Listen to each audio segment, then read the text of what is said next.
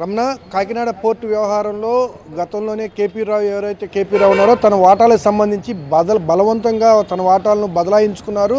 కోట్ల రూపాయలు 678 కోట్ల రూపాయలకు చెందిన వాటాలను అన్యాయంగా తీసేసుకున్నారనేసి ఇటీవల కాలంలో ఫిర్యాదు చేయటం, ఆ ఫిర్యాదుని ఈడీ తీసుకొని విచారణ జరగడం కొనసాగుతుంది. అయితే ఈ క్రమంలో ఈ కేసులో ప్రధానంగా విజయసాయిరెడ్డి కూడా A2 ముద్దాయిగా ఉండటం, A2లో విజయసాయిరెడ్డి రెండుసార్లు ఈడీ రమ్మన్నప్పటికి కూడా మొదటిసారి చూసుకుంటే పార్లమెంట్ సమావేశాలు ఉండటం వల్ల తాను రాలేకపోతున్నాననే సమాధానం ఇచ్చారు. అయితే ఈసారి ఈ నెల 6వ తారీఖున మరోసారి ఈడీ విచారణకు హాజరు కావాలనేసి ఇప్పటికే నోటీసు జారీ చేసింది. అయితే ఆ నోటీసులకి విజయసాయిరెడ్డి కూడా ఇప్పటికే రిప్లై కూడా ఇచ్చినట్టు తనకు 6వ తేదీన కుదిరే వ్యవహారం లేదు, ఆరోగ్య పరిస్థితుల మీద కొంత జాప్యం చేసే అవకాశం ఉందన్నట్టు తెలిసింది. అయితే 6వ తేదీ విచారణకు కూడా ఈడీ రెండోసారి పిలిచిన విచారణకు కూడా విజయసాయిరెడ్డి హాజరు కాకపోవడంతో సొంత పార్టీలో వాళ్ళు కూడా కొంత గుసగుసలాడే పరిస్థితి ఉంది. ఎందుకంటే కాకినాడ సెజ్ విషయంలో వాస్తవాలు బయటపడతాయి, వాస్తవాలు చెప్పాల్సి వచ్చింది ఈడీ